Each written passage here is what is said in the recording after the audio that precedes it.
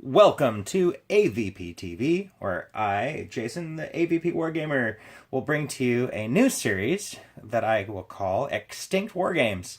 This is an extinct wargame. It was called Vor the Maelstrom, or Maelstrom, however you want to say it. But this game was actually really cool, and it was about the size of your standard war game. It came with pewter miniatures. It came with all these growler miniatures, which are these big, heavy metal miniatures on bases, and a bunch of these little marines here. So you can see the marine here is about the size of your standard Space Marine model. There you go. So you can see they're about the same size. You know, these are again are cast in pewter, and this game also came with some pieces of terrain, which I painted up here. These are hard plastic, and were a perfect size for your models to peek and shoot pew pew from behind. Anyways, I'm going to try to go through everything pretty quickly here. But again, this box set was really awesome. Retailed for about the same amount as most of the other Games Workshop games did. And came with this nice thick rule book. And then later, they released all of these other books. And then went out of business before they could make any more. So I'll just flip through this fairly quickly. But Vor the Maelstrom was a very high quality product put out by Fasa Games, which was a very prominent gaming company a while back. But they went out of business for whatever reasons. And the creators of Vor, lost their backing with that company and the distribution of all their stuff. And I heard rumors that the original creators of this were thinking of going back to Kickstarter and starting over. But again, it's quite a bit to start over in the wargaming industry. But I thought this was so cool. It had so much potential. It had a very rich storyline about this this dimensional rift that ripped open the universe and sucked up planets from all these different galaxies. And all these planets were on this death spiral into the Vor, which was the eye of the Maelstrom, and would be devoured and destroyed. And you had all these different races kind of competing for whatever resources were left before their planets were destroyed. And this game came from the point of view that you probably already were playing lots of miniature war games already, so that you can actually bring in your own models. Just really quick, let me go back. These are all the different armies that you could play in the game. There were the Union, which are the United Nations of the time. You know, your army. You got your Neo-Soviets, your Growlers, which are like dinosaur gorillas, which were pretty cool. The Zaki, which are these double-jointed guys. The Shard, which were these this race made entirely out of crystals. We'll talk more about them. And you got your Pharaons, which are like space mummies. Mashers, which were these Neanderthals that would shove technology into their skin, and they could actually get it to work. The Golems, which were these rock kind of power-armored guys with these little creatures that were living inside to kind of power them up. The Siru, which were like space bikers, like alien biker dudes. And then it also had rules to create your armies, using whatever models you already had.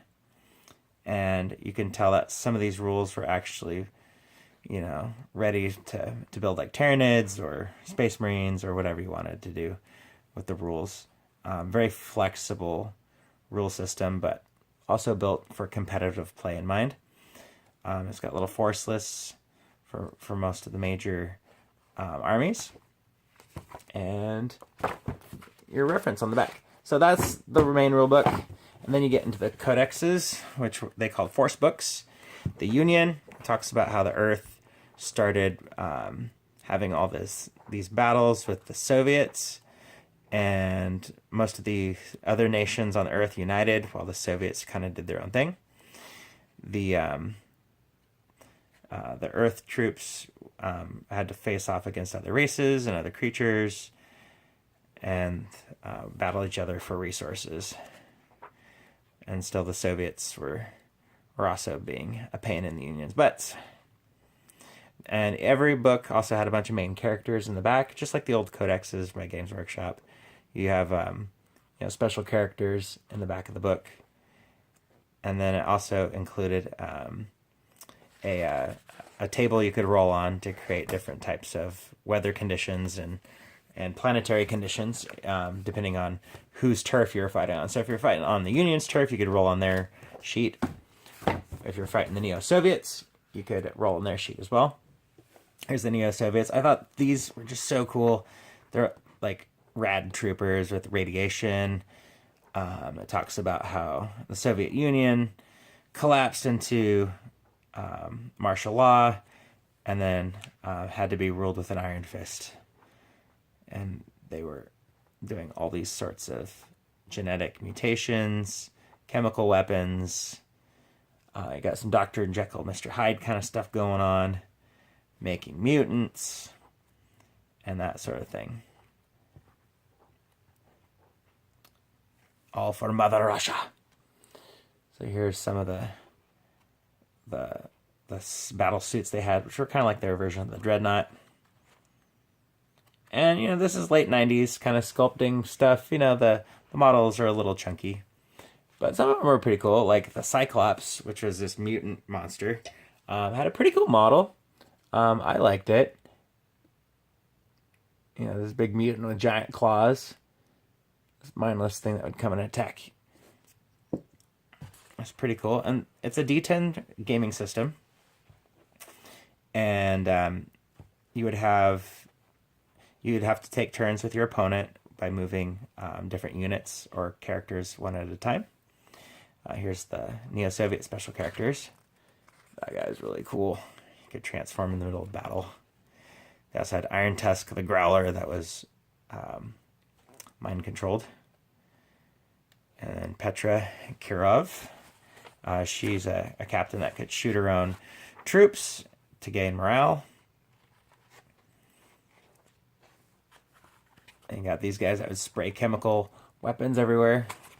So awesome. So, Neo-Soviets. For Mother Russia. I thought they were a really cool army. Then we got the Shard, which I thought were even cooler.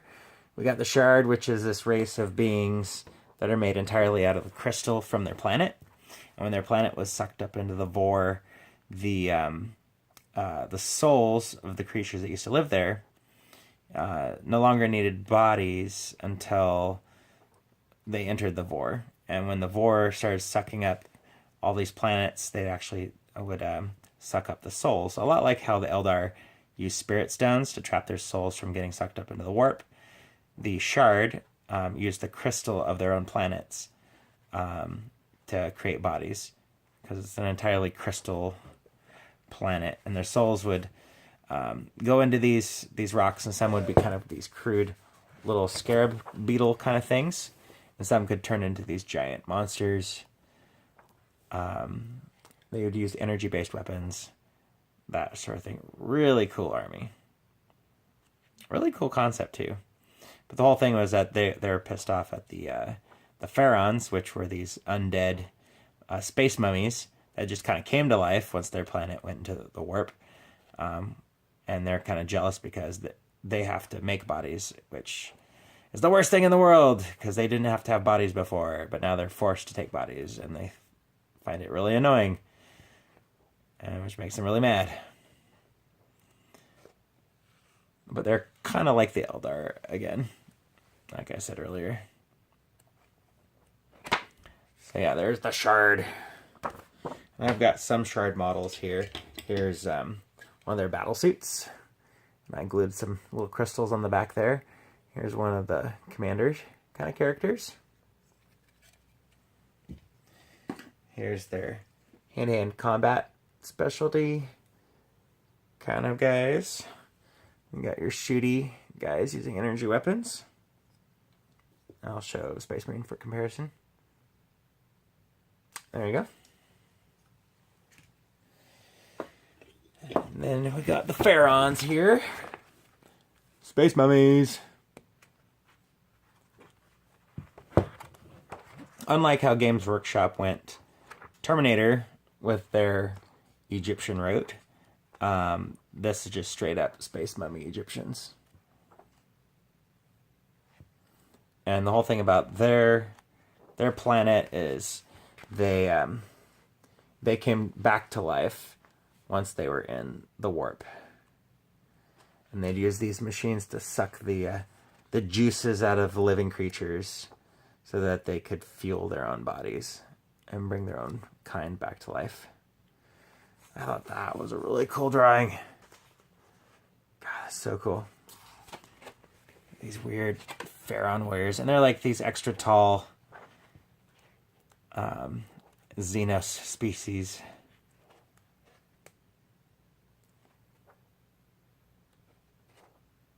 Again, complete Egyptian aesthetic with a little bit of futuristic touch to it. So, Pharaons. Then the Zaki, probably the goofiest guys. These are these super tall beings with double-elbowed appendages. And they use magic and martial arts and dancing as part of their combat. They also have magical tattoos. So, depending on what kind of tattoos you give them, will make them do different things. And they have their own little like warrior aspects that they hail from. Again, kind of like the Eldar. They have different combat-specific troops for hand-in combat or shooting or flame weapons.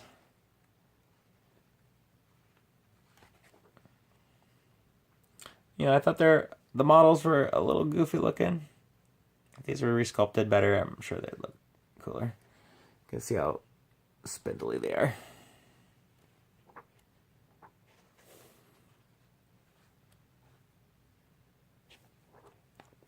And apparently the tattoos would play tricks on your opponent's minds. And you got your special characters. And they only released 2 special characters for the game. One was this Zaki, like Lord. You can see compared to a human how big this guy was. And then he would face off with one of the Growlers. Not these little guys, which were still pretty big, but this guy. I'm going to show you their rulebook next. But this guy was one of the biggest ones. I'll show you next to a Space Marine. Meep! Little Space Marine. This is bigger than a lot of Games Workshop stuff, even now. But this guy is solid pewter. His base is pewter. This guy weighs a ton. And back in the 90s, he was fairly reasonably priced too. Your own, paying like 40 or 50 bucks for him. I mean, the game was like 40 or 50 bucks back then too. But I mean, for what this is now, this guy is a big model. So let's look at the Growlers, aka Dino Guerrillas. That's what I call them. It doesn't say that anywhere. All right. So these creatures were kind of funny. Just like how the orcs are funny in their own way in 40K. They do weird things. And sometimes, that are kind of comical. These creatures are divided into different species. You've got fire guts. You've got these blue fat ones that can belly flop you and puke fire on you. Sieve Growlers. Again, they're like dinosaur gorillas. Kind of a cool concept. And these creatures would stow away on asteroids or different things, and that's how they kind of traveled. Again, very primitive kind of creatures. They're good at leaping and belly flopping and barfing and spitting fire and different kinds of stuff. Again, different troop types do different things. So Razor Fang was the name of that big guy. Black Talon, Death Maw, Gorget. These are all the special characters. Primordia, and you got dinosaurs and different kinds of environmental stuff. Again, this was back in the heyday of pewter. And they had enough to finally release, like, this was the last thing they released, was this special conflict book, which had scenarios and special rules in it. And it was this battle between the Zaki and the Growlers. And then it also had rules for all the other factions, getting involved. And you had different scenarios and table setups and deployments and kind of things that would happen in the game.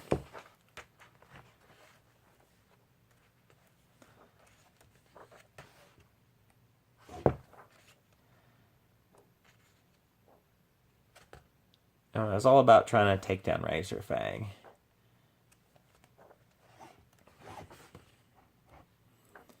More Neo-Soviet stuff. And stuff for all the other armies. And boom. And so that was it. And this was, the final book was released in 2000 until Fasa, stopped doing this. And, anyways, yeah, if they ever re-release this, it's on my want list. I'd definitely buy it. And again, I brought some of the miniatures out here. I painted them all up. This is one of the lady growlers, which were extra wrinkly, so that the little baby growlers could grab onto the wrinkles. Kind of weird. And then you have the bigger ones. This guy has a belly flop attack and a barf attack. Here's one of the Neo-Soviet rad dogs. And of course, Razor Fang.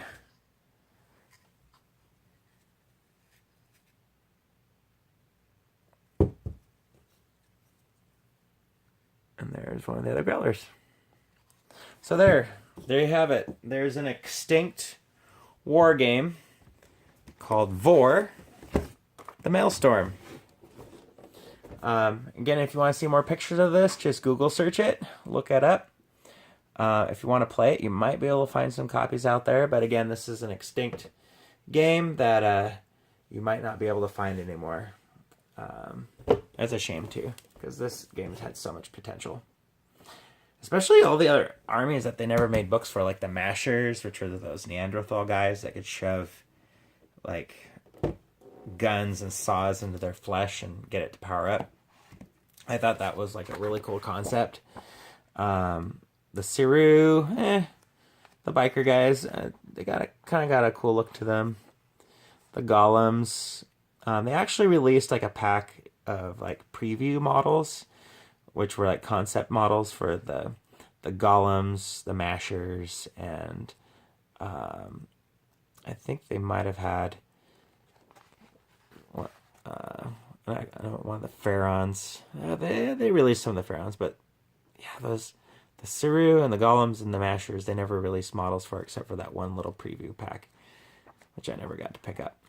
But I thought it'd be a really cool army. And they were promising to release an actual rule book that actually had more intensive build your own army rules, where you could totally customize it to whatever you want. So again, that concludes for the Maelstrom, an extinct game. So if you don't want any games that you play to go extinct, promote it, play it, bring it out, tell everybody about it, because the more people that know about it will actually play it. And if your friends don't play the games that you love, they will go extinct.